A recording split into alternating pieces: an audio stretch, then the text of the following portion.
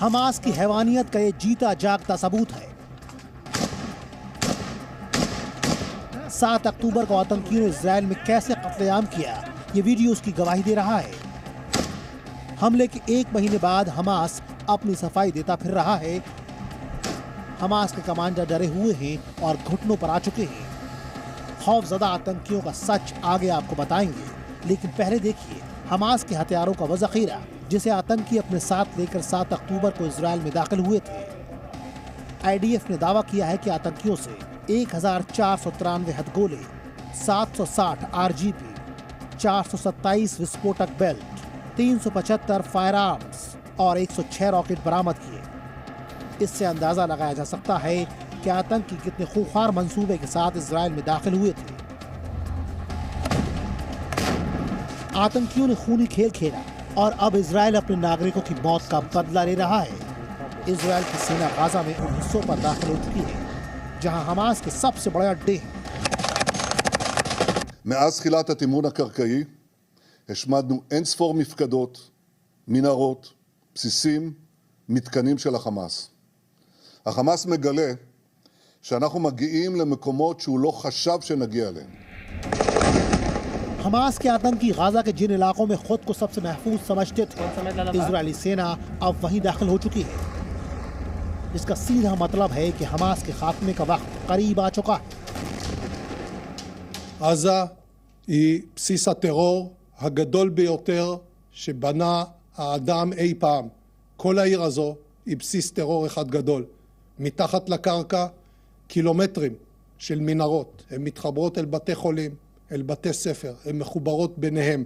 יש בתוכם חדרי קשר, מחסני תחמושת, מקומות לינה, והכל על מנת לשמש בסיס של טרור שממנו ניתן לפגוע באזרחי מדינת ישראל ובחיילי צה"ל.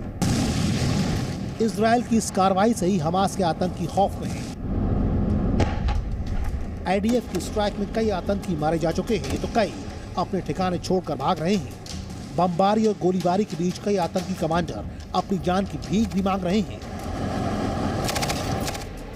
करीब 400 आतंकियों वाले हमास के एक ग्रुप कमांडर ने इंटरव्यू में कहा कि हमारा मकसद इजराइल के आम लोगों को मारना नहीं था, हम सिर्फ इजरायली सैनिकों को मारना चाहते थे। लेकिन गाजा पट्टी से बाहर रहने वाले कुछ लीडर्स ने आखिरी वक्त पर आदेश बदला। उस आदेश के बाद ही आम लोगों की बेरहमी से हत्या की गई और कई लोगों को बंधक बनाया गया, जबकि पहले सिर्फ सैनिकों को ही बंधक बनाने का प्लान था। अबू मोहम्मद नाम के कमांडर ने यह भी कहा कि आम लोगों की हत्या का आदेश देने वाला कोई भी नेता गाजा में नहीं है, इसलिए उन्हें गाजा में हो रही तबाही का अंदाजा नहीं है। आतंकियों ने यह भी बताया कि गाजा में हमास की मिलिट्री विंग का संपर्क बड़े नेताओं से पूरी तरह कट गया है। गाजा पट्टी में रह रहे आतंकियों को मौत सामने दिखने लगी है, इसलिए अब युद्ध रोकने जैसी बातें भी होने लगी हैं। लेकिन इजराइल का रुख और रवैया बिल्कुल साफ है। ואני חוזר ומבהיר לאויבינו ולידידינו כאחד. לא תהיה הפסקת אש בלי החזרת חטופינו. युद्ध न रोकने के इस फैसले पर अमेरिका भी इजराइल के साथ खड़ा है। अमेरिकी विदेश मंत्री ने आज G7 की बैठक में भी इजराइल की कार्रवाई को सही बताया और युद्ध विराम की मांग करने वालों को बड़ी नसीहत दे दी। Those calling for an immediate ceasefire have an obligation to explain how to address the unacceptable result it would likely bring about. Hamas left in place with more than 200 hostages with the capacity and stated intent to repeat October 7th again and again and again. Gaza पट्टी Hamas का गढ़ है और Israel की planning इसी गढ़ में आतंकियों को दफन करने की है। यही वजह है कि सेना का ऑपरेशन लगातार तेज हो रहा है। जंग के बीच ही अलग अलग मोर्चों पर तैनात इजराइल डिफेंस फोर्स के जवानों के साथ PM नेतन्याहू भी मिल रहे हैं। नेतन्याहू की कोशिश जवानों का हौसला बढ़ाना है ताकि वो युद्ध में डटे रहें और दुश्मनों का पूरी तरह सफाया करें। יכולים להפיק קודם כל לקחים, מביאים לנו כאן הרבה לקחים. לכם יש לקחים קודם כל מהיום הראשון, מה שעשיתם, הצלתם את המדינה.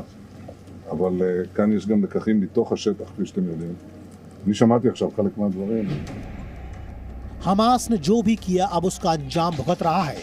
बड़ी संख्या में आतंकी मारे जा चुके हैं और अब धीरे धीरे सबका नंबर आ रहा है, इसलिए आतंकियों में खौफ भी है। और अपना बचाव करने के लिए दुनिया के सामने वो झूठ भी बोल रहे हैं। ब्यूरो रिपोर्ट, जी मीडिया। जी न्यूज़।